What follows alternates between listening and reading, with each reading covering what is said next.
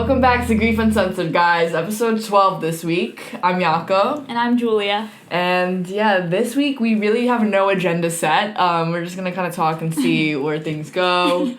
That's it. Just see where it takes us. See where it takes us. Not gonna lie, we have been sitting here for 4 hours. 4 hours. And just talking back and forth. We were watching some reality TV. We were making some TikToks. Yeah. And 4 hours passed, and now we're here. Yeah, now we're here finally all right, ready we're to actually record. gonna film. So today we're gonna just be talking a little bit about how grief has been for us lately. Yeah, I guess a little update. And also, just some grief patterns that a lot of people experience. Yeah. So how have you been this week? This week overall, it's been kind of like a whirlwind, I would say. It hasn't been too bad. It hasn't been like the worst, but it hasn't been great either. Overall, I would say that when it hits, it fucking hits. And it's super overwhelming when it does. Yeah. That's all I can say about that. True. Yeah. No, I totally agree. Yeah. For me, I was definitely feeling the type of grief where you're just numb for several days. Yeah. And it feels like something is stirring. It's almost confusing because sometimes I'm like, oh, I'm feeling nothing, so that means it's good, I'm doing good. But then I realize that I'm actually in a very deep depressive grief episode. Right. And it's already going on a couple days, and I feel not myself.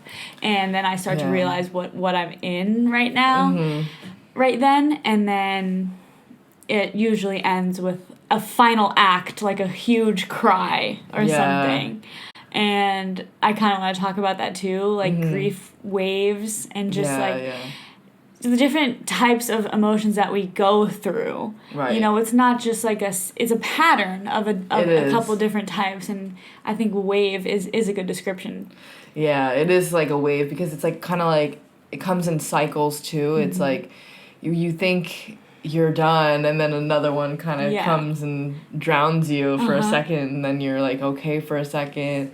And other times it's a huge tidal wave, and sometimes it's just a shallow little wave where you're you're standing and it's rubbing at your ankles, or you know what I'm saying? Yeah, it's such a good metaphor. Yeah, we love metaphors here. We really do. Honestly, amazing. Yeah, we do love a good metaphor. But I feel like this past week, so like I said, I was in this state of numbness, and then I started to realize that I was in that state, and it took a couple of days for the film to kind of,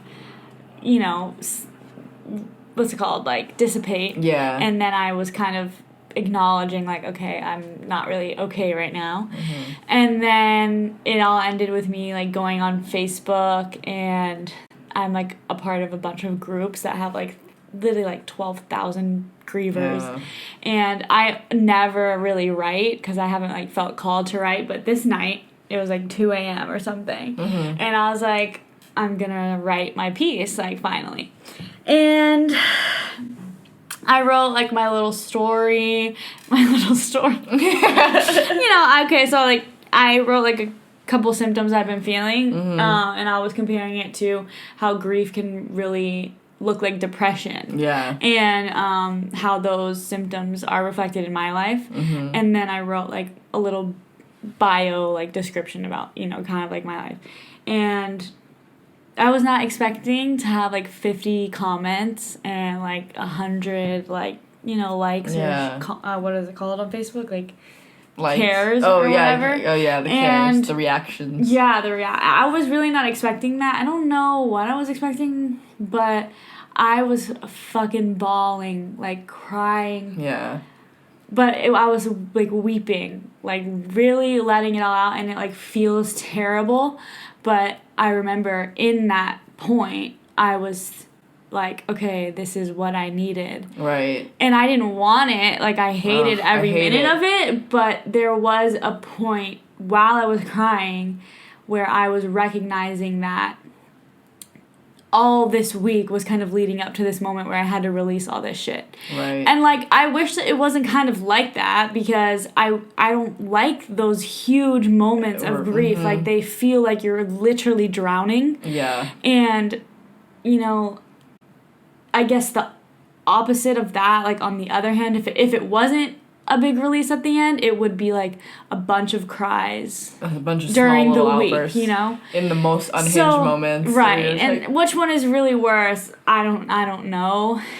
You know, sometimes there's no right or wrong either. No, it just happens. Exactly. Yeah. It is really just whatever emotions that are coming up. Like, sometimes I'm numb, sometimes I'm feeling it, but I'm able to be very composed, and then other times I'm free to let it all out. Yeah. And there's not a lot of times where I feel 100% free to let it all out. Like, I was having to cry silently. Like, it's hard, but, like, I was literally, like, suffocating myself in my pillow, because I would have literally woke up the neighbors, everyone else in my house. Like, that's how loud I would have cried. Yeah. It would have sounded if I wasn't, you know, like, covering my face. Oh my God.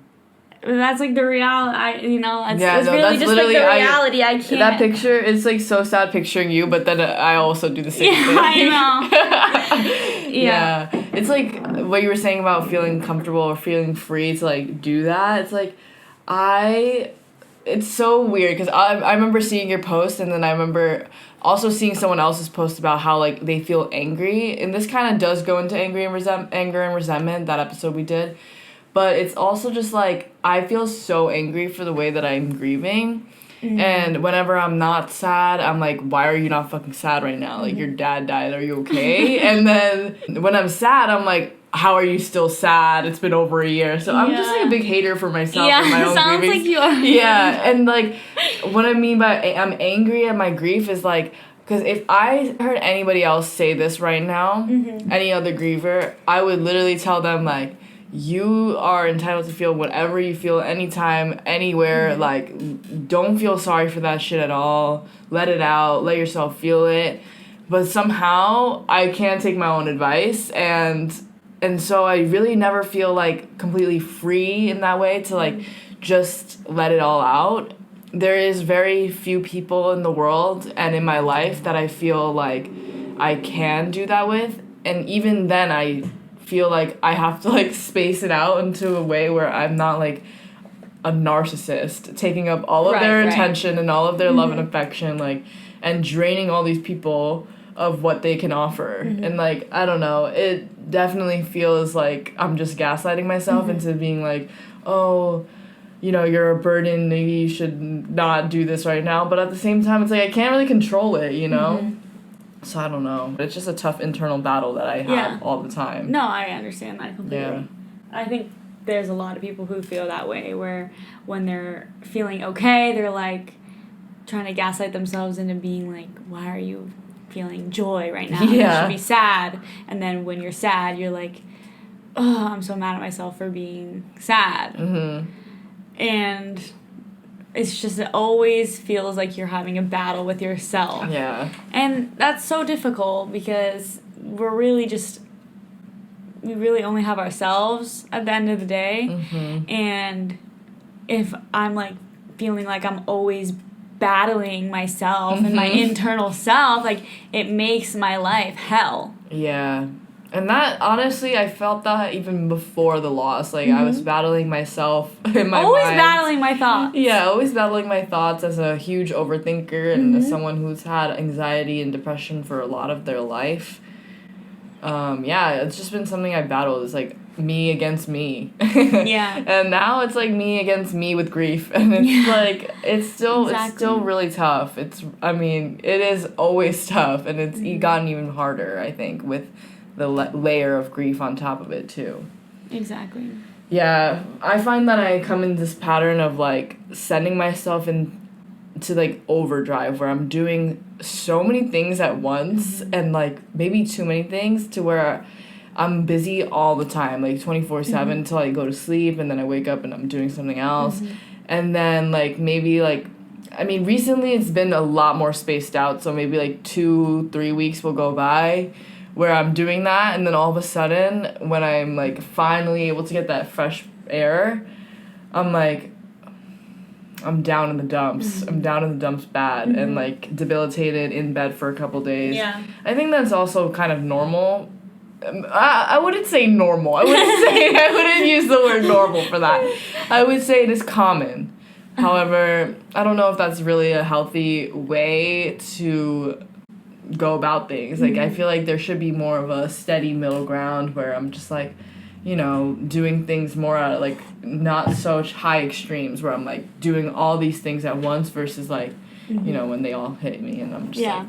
Even without grief, life has its ebbs and flows. Like, you know, you have highs and lows and you have kind of these flat lines. And people say, like, I think I've heard the saying, like, oh, life, you know, is made up of a million, like, mundane moments, but it's like those are like the important ones, or I don't know, something like that.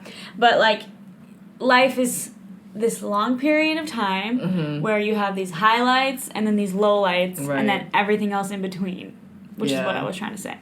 And that's just with normal life. And then when you're experiencing like grief and symptoms from grief that look like anxiety and depression, it like makes you question everything.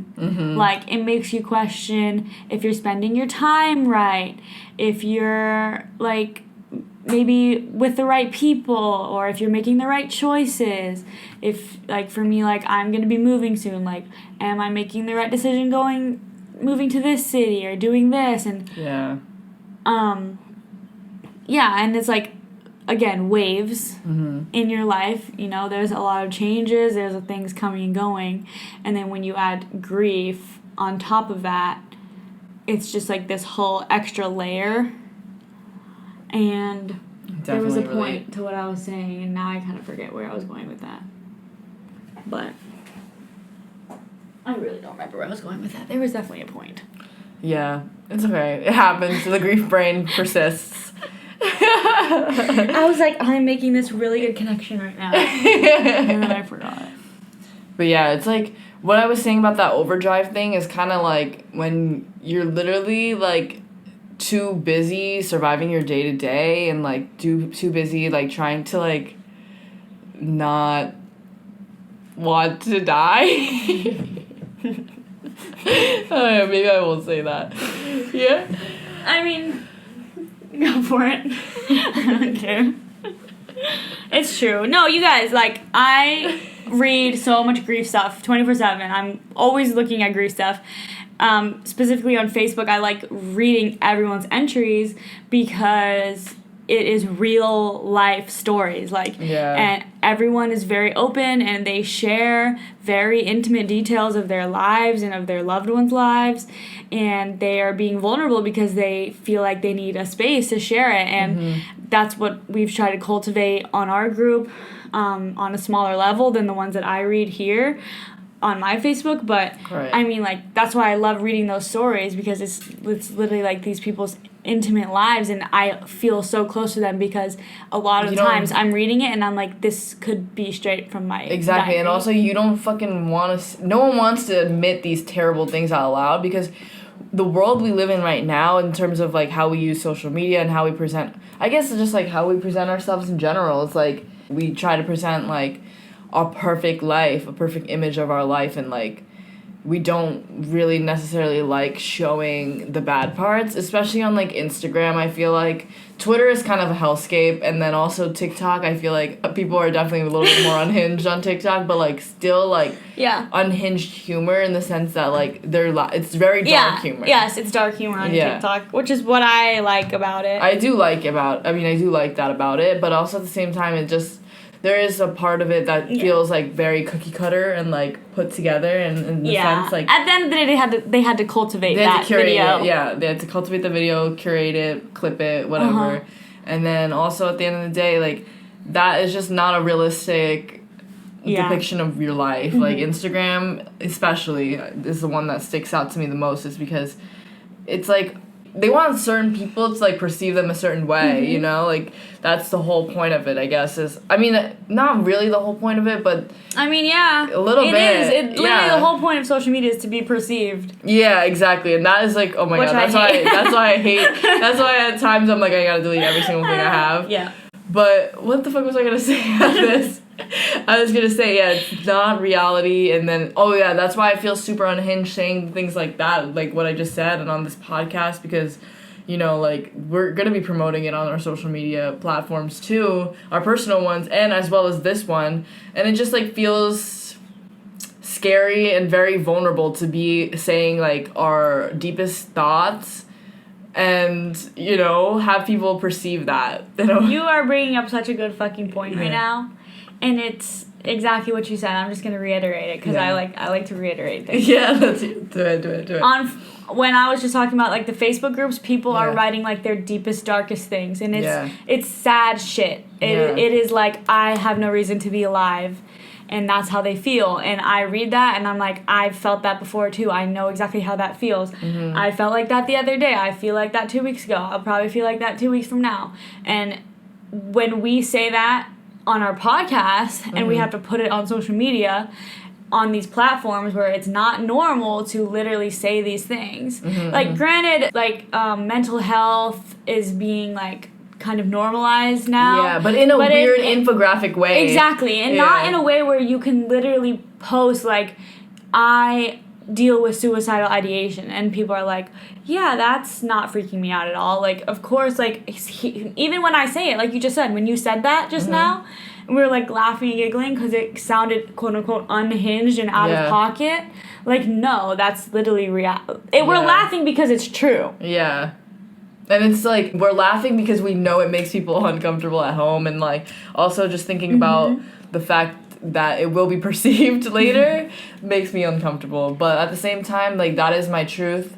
And yeah, I mean, the whole reason we made this podcast is to speak our truth and to help other people feel less alone. And if I'm not speaking my whole truth and, like, just hiding parts of my grief and, like, parts of me, then, like, that is doing very little for me and the people listening to this podcast, you know? Exactly. That's the reason why we started. Like, it was one of our main, like, main goals, values, and values for our mission is to be so goddamn vulnerable and that it's awkward, but there's people listening and people in our DMs, like, you guys took the words right out of my mouth. Right. Exactly. And it's hard to even, like... Sometimes it's really hard to stick with that because it is such a vulnerable ass thing that we're doing, you know? And people don't understand, but it's really... No, like, I don't even want to admit these things to my... You know how horrible it is to admit it to yourself? Oh my god, that's a great point. You put it on the nail, is that it's fucking something that I don't even want to admit out loud to myself. When I say it out loud, now I'm admitting it in words out loud to myself and in front of fucking an audience. Yeah. You know? And it's just so scary. Yeah. Well, I was gonna read a little, like I said on Facebook, I wrote a couple of things about myself the other day. Oh, yeah. And like you just said, it's hard to admit that even for yourself, and you don't want to admit that you literally have been going day by day where you don't even feel like existing. Like, that is a heart fucking breaking thing to say. Yeah. I wrote, I genuinely question every day how I'm still here and honestly why I'm still here. And how am I supposed to make it the rest of my life with this on my back? And I got so many fucking comments about that. Literally people saying the exact same thing. Yeah. I'm trying to find the one where somebody wrote something really similar, how they, like, basically just are going day by day. Oh yeah, they said they wanted to wake up, and when they wake up, they just can't wait. The best part of their day is to go. When it's over. To go, yeah, and it is so heartbreaking to admit that to yourself. Yeah. That you wake up, you have this whole life you have to live. You can't just stay in bed all day because you probably have responsibilities or a job or school or people that need you or anything. You know, most days you can't stay in bed all day. So it's a really heartbreaking thing to have to admit to yourself that you'd rather just not be there, which is what I call suicidal ideation, to where it's different because you're not making plans, but you seriously don't want to be there. Yeah. And I didn't think this episode was going to go talk about suicidal ideation. I really didn't. But at the end of the day, this is such a main thing that I deal with all the time. And after reading all these people's online, everyone is admitting to themselves that they don't want to be there. Yeah. It's like you don't want to live this life anymore because it's just heartbreaking. Everybody's like, oh, it must be so hard. It is. It is just as hard as you would imagine it to be. And then also just thinking about how hard it is literally day after day to try to fucking fight that terrible feeling of, like, grief and, like, being debilitated by it. Trying to fight that every day is so exhausting. Mm-hmm. And, you know, some days it's easier than others, and some days you're able to find yourself where you kind of, like, forget that your person's dead. Mm-hmm. But then at the end of the day, you crawl back in your bed and you're like, yeah. Fuck! Exactly. That's exactly how it feels. And that is just a horrible feeling. And having to relive that every single day in small moments. Sometimes it's like throughout your day, you're like, oh, I wish I'm going to go text my... just kidding. Like, seriously. And yeah. No, you're actually reminding me of a point I wanted to make, which was that if you're looking at grief on, like, a micro level, and then there's also, like, a macro level. So, like, we talked about the waves. So the waves on a micro level is, like, either during the days you're having these ups and downs or during your weeks you're having these ups and downs. And on a micro level, it was what I described in the beginning of the episode, which was, you know, how I was having some days of numbness and then it finally released all of that. But on a macro level, looking from the big picture, like you just said, there's days and more than days, periods of time, maybe even a week or longer, where I am motivated, I have goals for my future, I want to be alive, I'm finding clarity in situations, I'm feeling like I, for the first time, am accepting my mom's death, and then just as fast as it came, it goes. Right, exactly. And those I'm looking at now, from the point in time I am right now, that point where I felt like I had clarity and I was okay and I was excited and I was looking up jobs online and I was, like, you know, ready, and felt that feels like so long ago. When I'm sure it wasn't more than a couple months ago. Yeah. And that's why I get frustrated when I'm writing, oh, I'm a year out and more than a year out, and I still feel so debilitated. But in a month or 2 months or 6 months, I might feel not debilitated anymore. Yeah. But also a couple months ago, I was fine. Yeah. Not fine, but, you know, I was like, oh, I was happy, like, and I was excited for my future. Like, right now, in this point of time, filming right now, like, no, I have not felt that in, like, a really long time. Like, maybe for a second, I'm like, oh, it would be fun to have this job maybe one day. But, like, otherwise, it's just self-doubt. It's just confidence issues, anxiety, all this type of depression that I was talking about. A lot of people think that grief is literally just like, oh, I miss this person that's not my life, but it really is all those things, like you said, and more. Should I read them? Yeah, read them if you want. So I was talking about, if you guys want to go on the Facebook group that we have, we were having, I was writing a couple thoughts that I was having at night, which is, I swear I always am on that group at night, because like all the thoughts are just coming when I'm in bed, and I'm just on my phone writing all this stuff. But I was just thinking about how my grief now looks a lot just like depression. Like, it looks like major depressive disorder or complicated depressive disorder. I don't know. Complicated grief disorder. Oh my gosh. And complicated grief disorder, if you don't know, they just put it in the DSM-5, guys. So it's that is a good and a bad thing. First of all, I think it is a good thing because it is being recognized as like a thing outside of depression, but at the same time they put a timeline on it. So it's like, if you feel this way over a year, and everybody who... I think it's 6 months. 6 months? Yeah. Okay, well, that's ridiculous. That's even more ridiculous. But yeah, they literally put a timeline on it, so that's, like, the negative thing is, like, you feel like you have to get over your grief after a certain time, or else you have this now diagnosable mental illness. Yeah. Honestly, I'd rather just be diagnosed with depression. Like, I'd rather it not interfere with my grief, because, like... I'm depressed because my person died. I don't have this, like, grieving depression disorder. Like, at the end of the day, and this is just my opinion, there's a lot of opinions out there, and you guys are free to, have your own. But after I did a little bit of research into it, I made the decision that I feel like grief is a normal human experience, and there doesn't need to be any type of rules or societal norms around it. I agree, yeah. And that's why I disagree with it in a lot of different levels, but we'll talk about that another time. And there's a lot of podcasts about it. Megan Devine has a really interesting one about it, and she connects it to all these other things because she's so damn smart and eloquent and perfect. But yeah, so back to what we were just talking about, which was how grief shows up as depression in my life. And when I talked about this on Facebook, a lot of people agreed with me, so I'm gonna read them now. These are just certain symptoms of depression that I experience and a lot of other people experience too. So the first one is loss of interest, loss of pleasure in everyday activities, or even activities that are supposed to be joyous, but they just feel absolutely numb. Yeah, you just feel numb to it. It's like, this is doing really nothing for me right now. The next one is loss of sense of hope, so hopelessness. Pervasive dread, which is basically existential crisis, when you think about the afterlife and heaven and spirits, and I mean, we talk about it all the time, existential crisis. Persistent apathy, just like not caring at all about really anything. Again, like not caring what happens to you. And it could be, like, even small things, like not showering, not brushing your teeth, like not walking your dog, not feeding yourself properly. Or it could be, like, general things, like bigger things. Social isolation.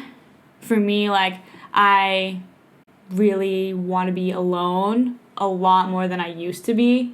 Like, I would be able to hang out with a friend every single day and not get tired. But now I'm, like, twice a week. If I see my friend twice a week, like, that is a lot. Yeah. And that kind of sucks because then I look, again, from the bigger picture and I'm like, oh, have I been, like, socially isolating myself and, like, pushing people away and all this stuff. That's another one, like, pushing people away. Yeah. Another one is sleeping way more than necessary. Which I'm definitely guilty of because I don't have anything that I need to be awake for, like, early in the morning. Yeah. Like, all my responsibilities don't really have a timeline. So I will stay in bed way too late. And there was a period of time, again, this goes back to the waves and the micro and macro levels of all these different types of grief patterns. Yeah. There was a point in time where I literally was waking up at 8. Even people in my family were like, oh, like, I've noticed that you've been waking up early. Like, I'm so proud of you. That has pretty much ended for me, especially since I've got back from my trip. Like, I'm exhausted from that trip, but also, like, all those good, like, patterns that I was doing, waking up early, doing, like, my yoga and all my morning routine and stuff, like, I swear that I just lost that. Yeah. And it's so frustrating. I know, it's hard because it goes back to how people say, like, healing isn't linear. But when healing isn't linear, you're like, what the fuck, bro? I was doing so good. Exactly. And now... And you're mad and you're disappointed and you're sad because you're feeling this way again. And it's so much energy. Like, it's a lot of work. It's like, so healing, much work. quote unquote, is a lot of work. Okay, I have a couple more symptoms here. Overall lack of self-confidence. Yeah. Physical symptoms like headaches or stomach issues. Always. Definitely. And the last one is something I've talked about a little bit, which was derealization and depersonalization, which are forms of dissociation. Yeah. Dissociation, because you just don't want to... So, yeah, those are all the symptoms. Fucking sucks. Yeah. And I was really sad to see, like, everyone saying how much they relate to them. It was really heartbreaking. Yeah, it really is. But when you verbalize these things, one, it sounds like it's so hard to verbalize because, like we said, it's like admitting it to yourself and also in front of all these people. But then also, like, I'm sure for you, like, getting these comments back with all these people who were saying, like, this is something I felt too. One, helps you feel, like, less crazy, quote unquote. Right. And two, less alone. Like, it was validating for sure.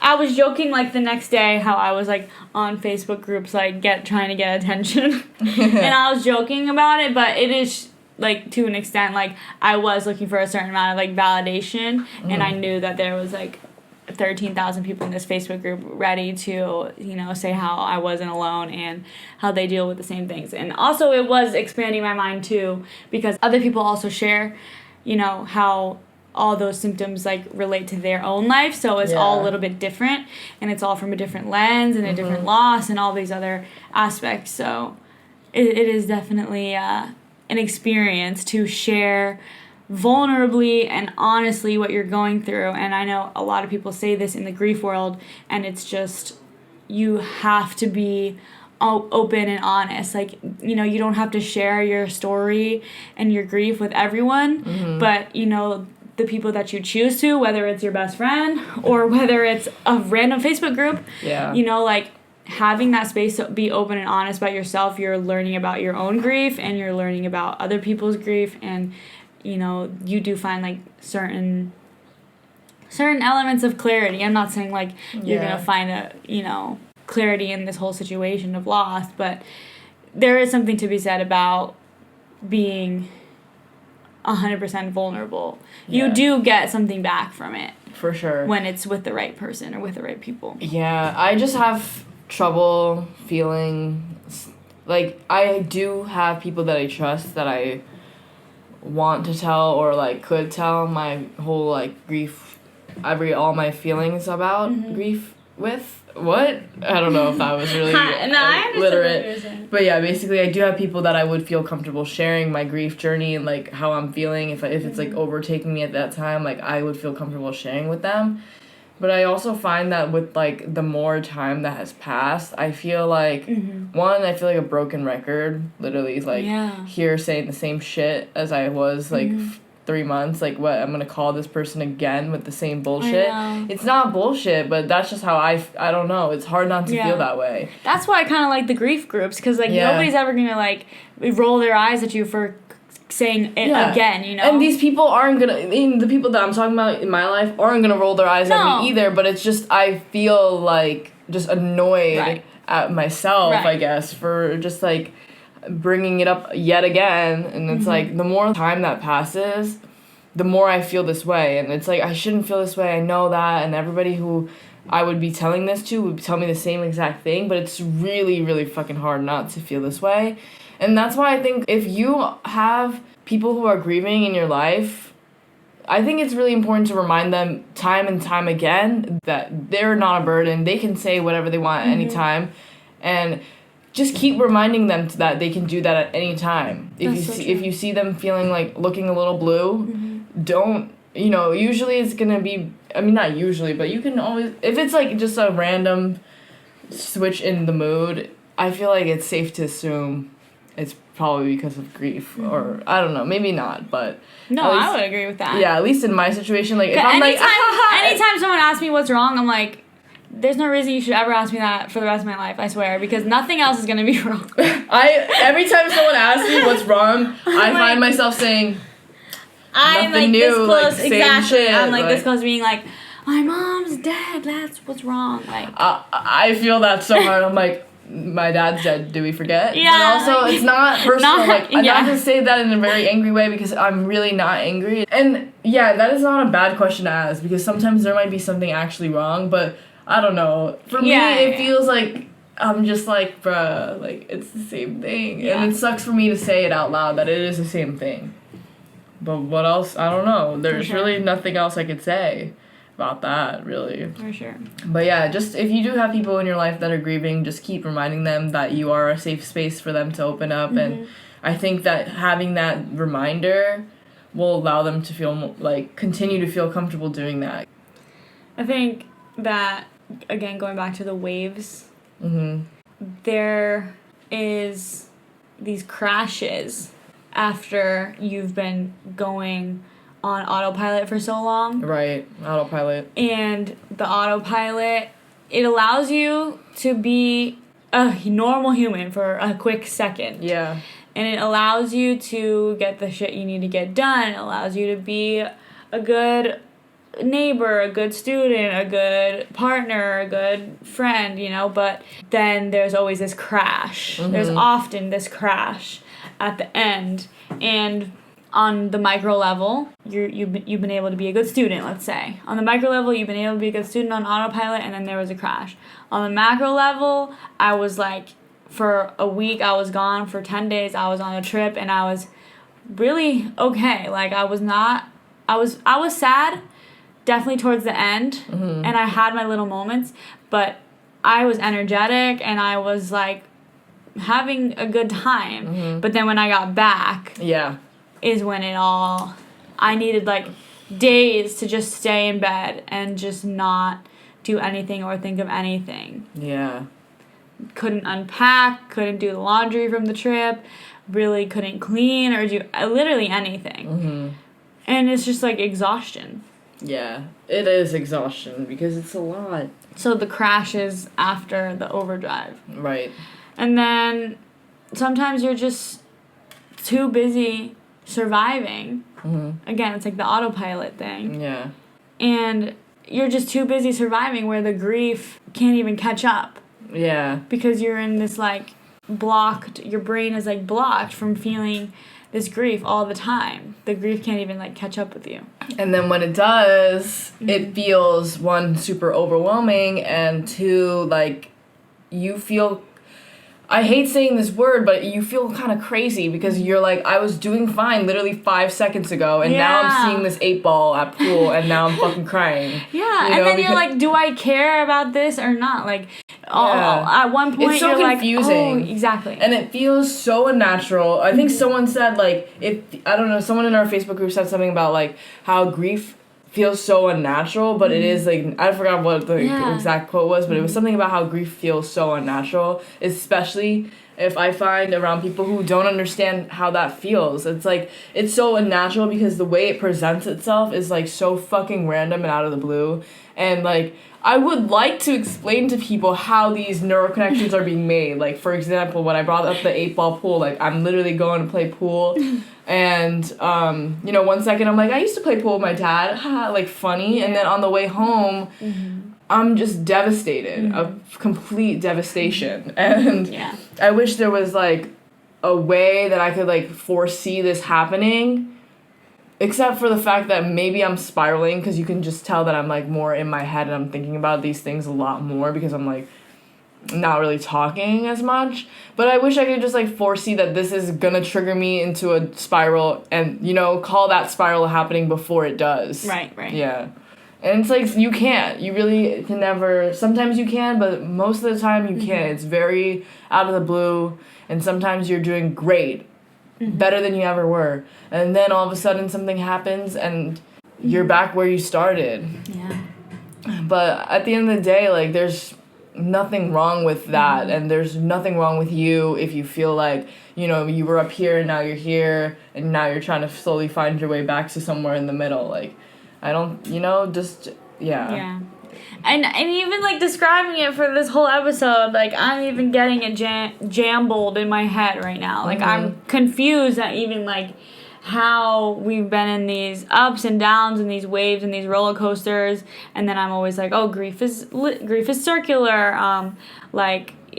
Healing isn't linear, and then it's just like, it is just this crazy roller coaster of all time. And then I'm telling people, oh, like, mm-hmm. I'll always have this grief, and then I'm like, okay, well, now I have this burden for the rest of my life, and, like, and I'm just like, and then I also say, oh, it doesn't get easier with time, but then I'm just like, well, time just changes things, and I'm just waiting for that time to, it's just like always this back and forth, this duality. I don't know, like, it's so hard. It's so hard. Stop flip-flopping. I know. And, like, we really, first of all, when we say these things out loud, like, the more, like, positive. Like, I don't even know if that macro-micro thing even made sense. It made so much sense. I think, that was great. But what I'm saying is, when we say these things that are more like positive or like more like trying to like uplift all of our spirits, we are saying that for ourselves too, and we want to believe that, and we probably do in the moment, but that is not to say that we feel that way all the time, because that's just not how grief is, you know. Of course we want to put our best foot forward for this podcast, and sometimes we are actually feeling that way in the moment. But ultimately, there's a lot of things you're not seeing behind the scenes, which is a lot of crying, a lot of fucking sadness, and a lot of debilitation. Yeah. Like, our weeks off. That's so true. Yeah, and the weeks that we take off, like, that's like last week. You were wondering what happened last week? Yeah, like, also we were busy, but, like, that was a huge part of it, no, you know? We were busy grieving. Yes, too busy grieving. It's, like, impossible to sit down and do it. Yeah. And I think it's interesting, like, even listening to our own podcast, like, as a co-host, and I'm like, I listen to myself talk, and I'm like listening, and it's just so weird, like, sometimes, because I will be listening to my own voice in my own head who speaks that exact voice and has those exact thoughts, and I'm like, bitch, what are you saying? Like, what? You don't feel like that. You don't. And then, like, other times I'm like, yeah, that was so spot on. You know? I never really know. That's so true. It's just, like, always so one weird. Or the other. Especially when, like, listening back to our, like, first or, like, our earlier episodes, I'm like, who was that person sometimes? Oh, and then other times I'm like, okay, I still am that person. But, yeah, like, it is that, because it's, like, always flip-flopping. The duality is always showing. Like, one time you're over here, and then the next day you're over here. Like, it is so confusing. I've had this experience where one of my friends was like, it's hard to keep up with your emotions. Well, it's really hard for me to keep up with mine, too. Yeah. And I wish that I had a better answer or a better grasp of when these things are going to happen. But the truth is, like, that's just how it is. That's really just how it is. And people who have not grieved in that way or in that depth are never going to be able to understand until it happens to them how that... the unpredictableness. Unpredictability, the unpredictability of grief. Like, it's just, totally. That's it. That's definitely it right there. Yeah. But yeah, I think, oh my gosh, I think that's it for this episode. Yeah. We're just here... We said we were going to talk about the waves of grief, and that's what we fucking did. Yeah, that's where it led us. That was a really good depiction of the waves, because we were going through a wave in this own episode. That was the micro level. See, it's all coming together. It is. Let me end on that note before I start getting confused again. We love that full circle moment. We love doing that. Okay. But yeah, anyway, guys, thanks for joining us again. Follow us on Instagram. Again, join the Facebook group for young adults. We have, like, almost like 30 members, maybe? Yeah. I don't know, maybe a little bit less. Feature your loved one. If you want to share a picture of your loved one, write a little anecdote, whatever you want, a little caption, we'll post it. It's just great to see your loved one, so we can put a face to who you love. I mean, who you lost and who you love. Who you love and who you lost. It's been so beautiful so far to share and to see everyone's loved ones and their stories. Follow us on TikTok, like we mentioned. Oh, TikTok, yes. Yeah, TikTok is our new thing now. So follow us there. Let's get us blown up. We're struggling on TikTok. Yeah, it's really hard. You wouldn't think 20-somethings would be struggling on TikTok. I know. But yeah, we are. We're definitely trying. Feel a little outdated. If you feel like old heads. I know, right? But yeah, anyway. Thanks, you guys, and we'll see you next week. Bye. Bye.